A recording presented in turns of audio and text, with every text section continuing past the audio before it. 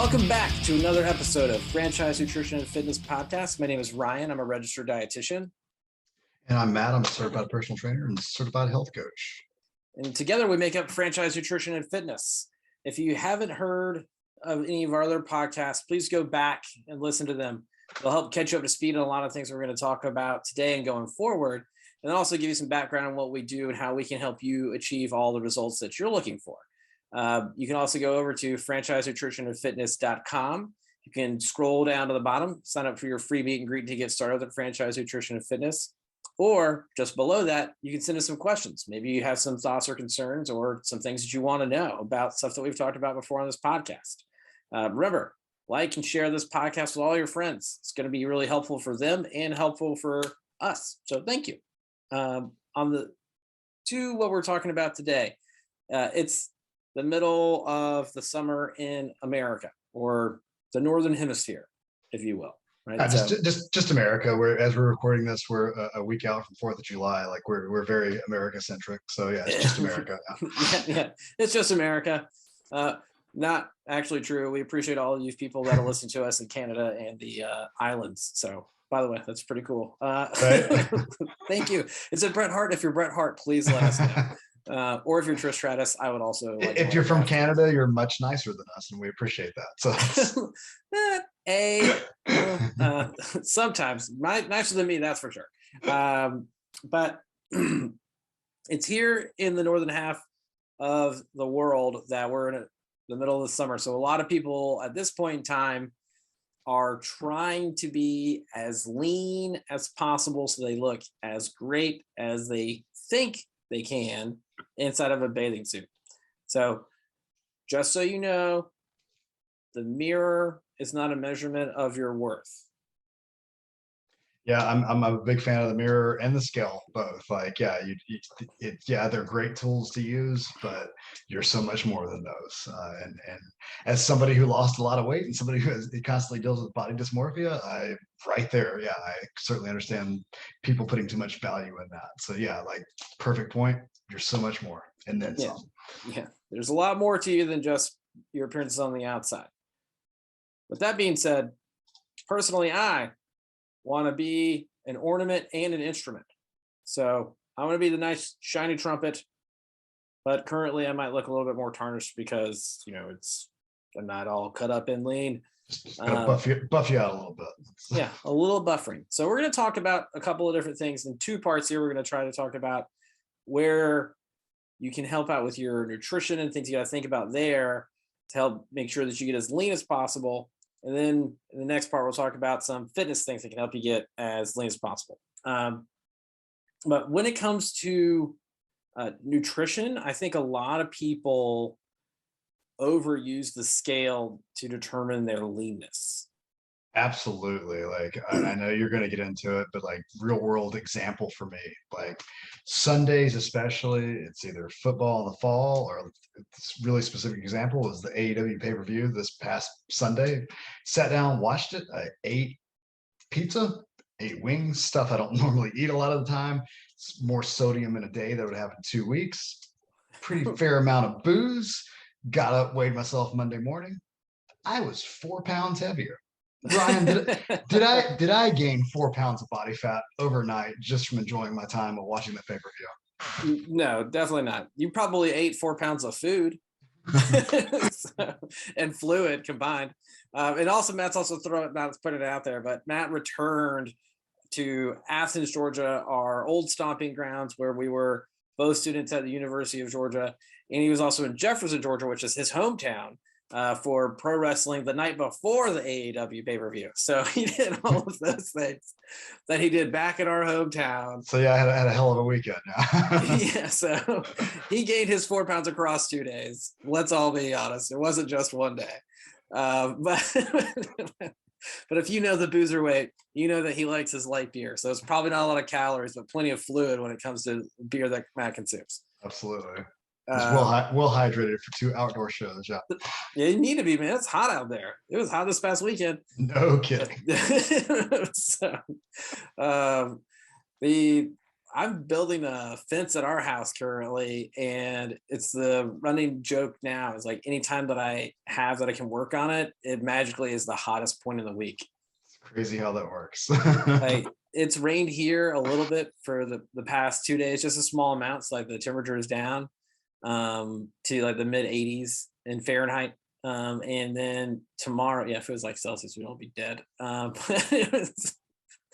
dying. But uh, to tomorrow, it's supposed to like be back up in the 90s, and that's when I'm going to be able to get back to work on it. It's like, what? Well, Never fails. Well, stay hydrated with yeah, something other than light beer. So stay hydrated. My 3-year-old, he's hilarious. He's like, he has to have blue Gatorade.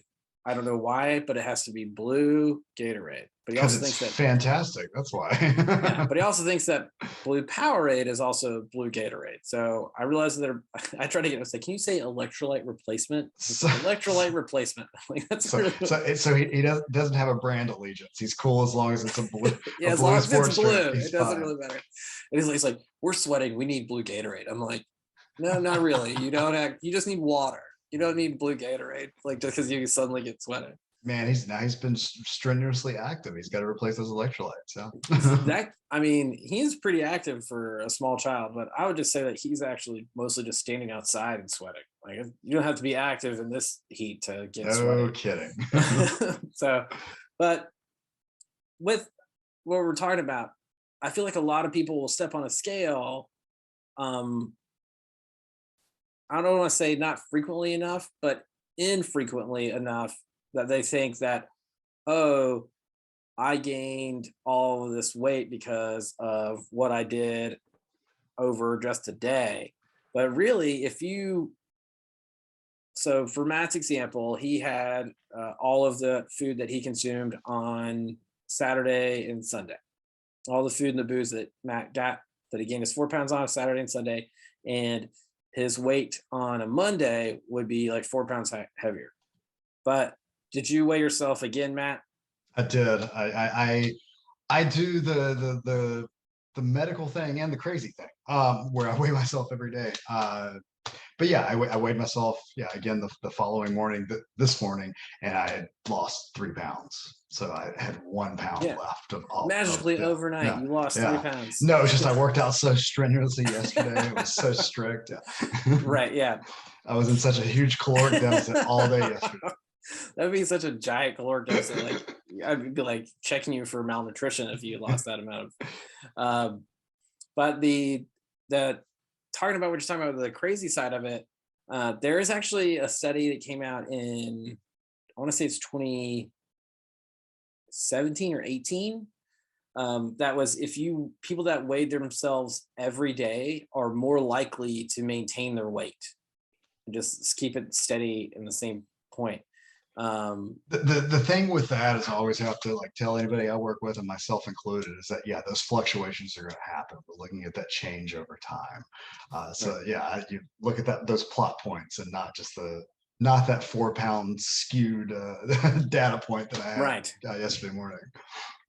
Yeah, so that's the piece of statistics that's always there. Like it's a measurement that's not necessarily accurate, but it is precise because you're doing it in the same setting, in the same scale, same clothing, etc. Like all those little pieces are the same. So it's precise that you're using the same tool over and over, but it's not necessarily accurate. But when you're trying to be lean and you're trying to chisel off some of that fat, if you want to use the scale as a tool, that can be done well.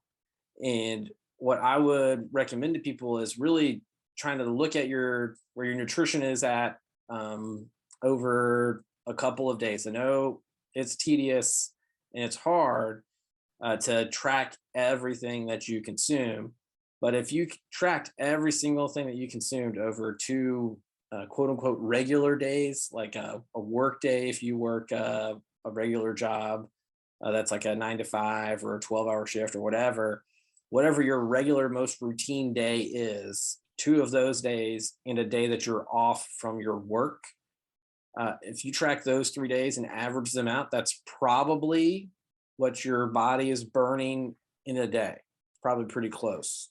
So that's what's maintaining your weight if you've been maintaining your weight.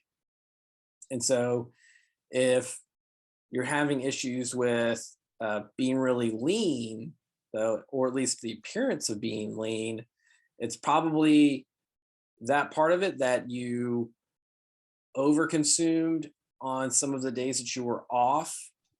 And even if you were in a deficit during the days that you're normally working, that balance of the two is going to be skewed too high. Like the average number that's in there across the 7-day span should be less than what you normally consume if you're trying to get lean. So for example, and I'm not saying this is me, let's say that I ate in my normal rate over a 2-day period of working was 2,000 calories. So I did 2,000 and 2,000. And then on a weekend day, I did 6,000.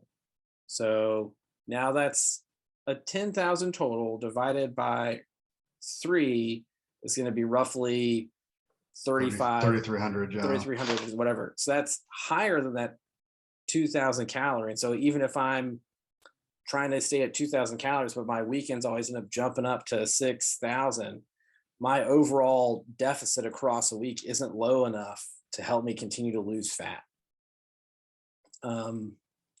But things that can help you out when we're thinking about nutrition and fitness and those pieces, what you really need if you're trying to do something that you haven't done before is support and accountability.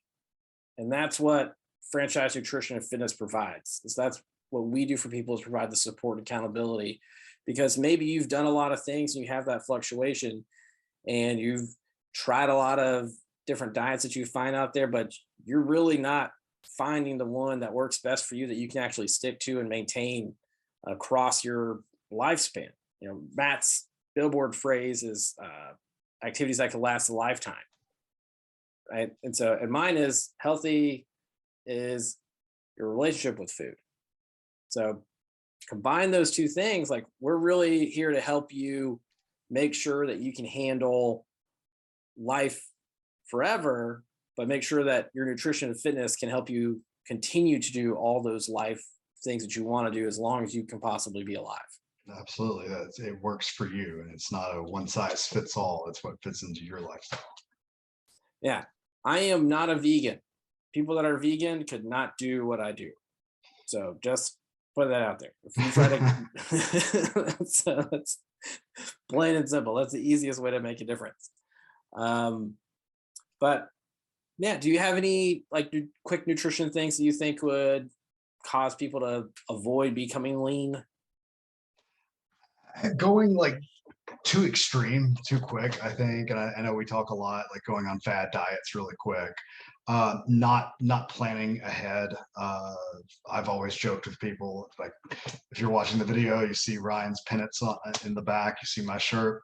Trained at the University of Georgia, I'd always have clients ask, the week before spring break, what can I do to get really lean for spring break? And I would have started 8 weeks ago. Like, so like, I think the main thing is kind of planning ahead and understanding it's a process. It's not and it's not oh, keto's going to do it for me, or, oh, this crazy fat diet's going to do it, or this or that.